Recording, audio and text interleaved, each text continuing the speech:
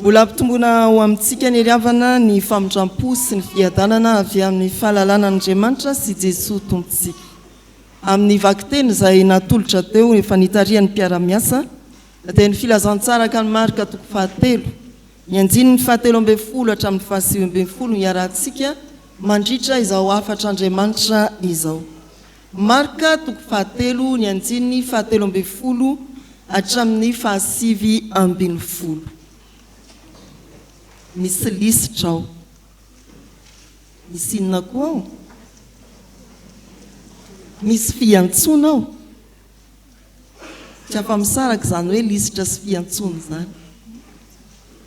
Dia ary sika riavana hijery inona no ampahitan'Andriamanitra antsika ao amin'izao marika toko 7 andinin'ny 7 hatramin'ny 8 izao.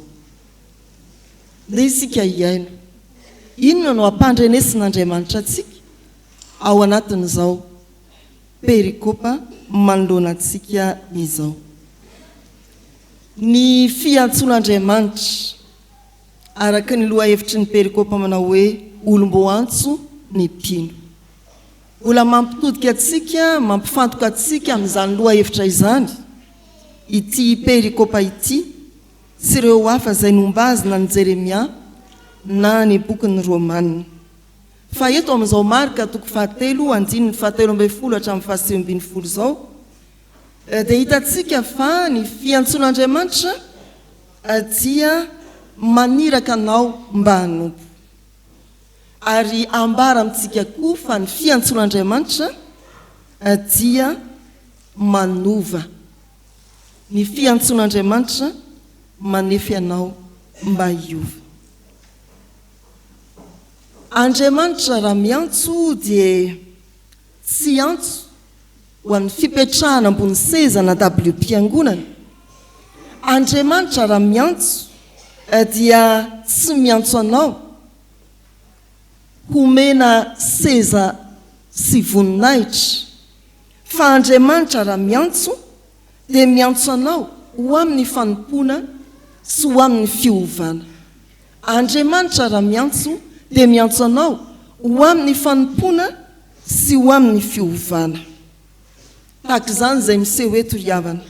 Jesosy ny antsom-pianatra teo an-tendrombohitra ary ankehitriny koa mbola miantso amin'izao fotoana izao Andriamanitra.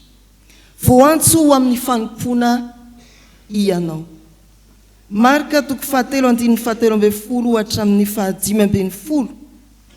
Voasoratra ao anatin'izany manao hoe amin'ny anaran'ny Tompo dia niakatra teo an-tendrombohitra Jesosy ka niantso izay tiany dia nankeo amin'ireo ary nanendry ny 12 lahy izy mba hiara-mitoetra aminy sy haniraka azy hitory ary hanana fahefana handroka demonia. Fiakarana an-tendrombohitra. Nahoana no lazaina hoe niakatra tendrombohitra? Fa avy aiza moa i Jesosy no nitarika ny mpianany ho any an-tendrombohitra. Raha mamaky ny teksta manodidina nyity perikopa ity sika riavana dia mahita eo amin'ny toko 2 manomboka ny andinin'ny 7 fa nisy fotoana avy any an-tanimbary Jesosy ny mpanaradia azy nangala-barin'olona. Sao dia ovainareo DLR. Nangala-barin'olona teny an-tanimbary. Tsy nahita hoanina hoy ny soratra masina. Mitohy eo amin'ny toko 7 dia nanasitrana lehilahy anankiray maty tanana tamin'ny andro sabaty izy. Natesitra ny fariseo izany. Betsaka ny olona nahita ary anisan'izany ny fariseo. Eo amin'ny toko 7 andinin'ny 7 dia miano tsara ry zanak'ampelezana. Olona avy amin'ny tanàna maro samihafa hoy ny soratra masina amin'ny anaran'ny Tompo. Ary Jesosy mba amin'ny mpianany niala teo ka nankany amin'ny ranomasina ary nisy olona maro avy tany Galilea nanaraka azy. Nisy olona maro koa avy tany Jodia sy Jerosalema sy Edoma sy ny tany andafiny Jordana ary tamin'ny tany manodidina ny Tiro sy Sidona nandre izay zavatra nataony dia nankeo aminy. Tany amin'ny ranomasina i Jesosy sy ny mpianany ary olona avy amin'ny vohitra sy ny tanàna firenena samihafa no tonga teo anantrehany ny aino ary nandre ny zavatra izay nataony Jesosy. Ay zany ty Jesosy ty tena narahany olona maro. Nisy olona maro avy tany Galili nanaraka azy. Nantsona ve ireo? Dino ny soratra masina fa tsy niantso an'ireo Jesosy. Nanaraka ireo satria teo sitrany. Nanaraka ireo satria nanana olana teo amin'ny fiainany. Nanaraka ireo satria voagejany demoni na ny fianakaviany. Nanentiny izy satria voagejany demoni. Nanaraka ireo satria feno fahoriana ary mila vonjy. Mitoy ihany ny tantara ahafahantsika mahazo ny hoe inona kay ty miakatra an-tendrombohitra ity. Hoy ny soratra masina eo amin'ny anjara perikopantsika. Niakatra teo an-tendrombohitra Jesosy ka niantso izay tiany ankeo aminy dia nankeo aminy ireo. Nanendry 12 izy ho any aminy sy irahany toriteny sady anana fahefana amoaka ny demoni. Raha amin'ny fiainan'ny Jiosy ny hoe miakatra tendrombohitra dia toy ny manakaiky kokoa an'Andriamanitra. Ny miakatra an-tendrombohitra dia misetsika misontra ary jero tsara fa avy any an-dranomasina no miakatra ho any an-tendrombohitra.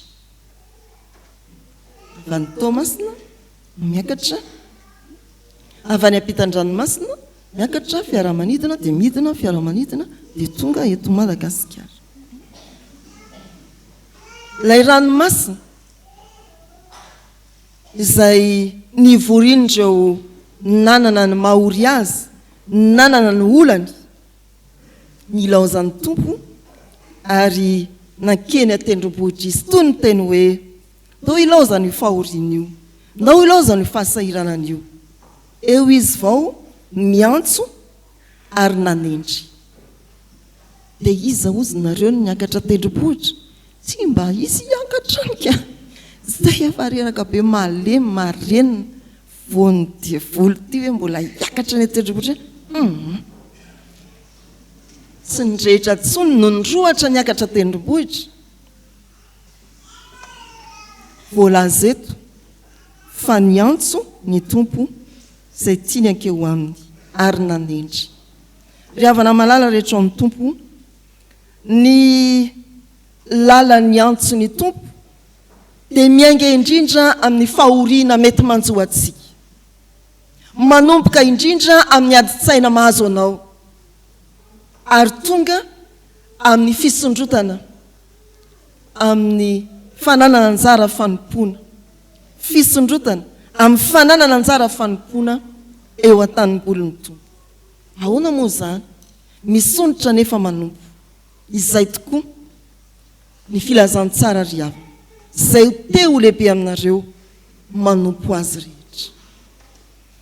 Izay ny lalan'ny fiantsoana miainga ny an-dranomasina ao anatin'ny fitadiavana vonjy ary entiny tompo hisondrotra bebe kokoa, hitombo bebe kokoa, anakaiky an'Andriamanitra bebe kokoa amin'ny finoana, hitombo amin'ny fandoran-tena anakaiky an'i Jesosy. Na avy aiza ianao na avy aiza, tsy adin'ny tompo ny toerana misy anao. Na inona manjoa anao, karazan-dranomasina manonja hitoeranao ankehitriny. Eo indrindra ny tompo no manomboka miantso anao hiakatra eny an-tendrombohitra venao sa efa vizaky ny fahoriana dia tsy andeha intsony. Iandren'i Jesosy hidina ny an-dranomasina indray ve? Tsia. Miantso izy ao anatin'ny fahaterenao, analalaka anao, anananao anjara fanompoana. Tsy adin'ny tompo ny toerana misy atsika tsiraray avy, na eto Antananarivo sika na avy any amin'ny faharitany na avy any ampitan-dranomasina, manakaiky anao amin'ny alalan'ny fiantsony ianao izy. Izany ry havana no hevitra fonosin'izao soratra masina izao. Eo amin'izay anonjan'ny ranomasina hitadiavantsika vonjy akandreo olona maro avy any amin'ny vohitra sy ny tanàna firenena samihafa eo ny tomponao miantso mitaona antsika hitombo amin'ny finoana anakaiky azy bebe kokoa mialany Galilia mba andeha any an-tendrombohitra ary tsy andeha irery ianao fa hoy ny soratra masina naniraka azy hitory ary nanome fahefana androka demony. Fifaliana ho antsika izany ry havana ny arahantsika mamaly ny antsoan'Andriamanitra mitombo ao amin'ny Jesosy Kristy hirotsaka amin'ny fanompona azy. Ny faharoa voantso ho amin'ny fiovana isika.